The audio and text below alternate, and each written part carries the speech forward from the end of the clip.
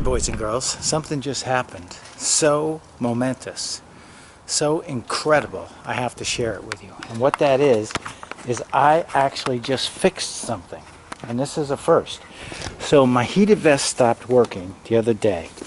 And this heated vest is an absolute lifesaver. I mean, I have to have that. The difference between just layers and my own body heat, passive heat versus active heat, is night and day. If you want to travel anywhere and the temperature is going to change, that heated vest absolutely save your life.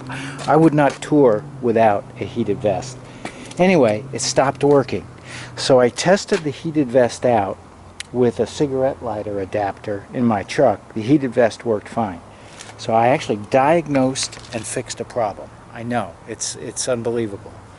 But I figured it must be a fuse. So I looked in my little manual and I figured out how to pop this cover off, and sure enough, the fuse for this, it has its own fuse, it was burned out. Went over to Lowe's, replaced the fuse. I'm a freaking genius. I can't believe I actually fixed something by myself without losing parts or swearing. So that's all I have to say.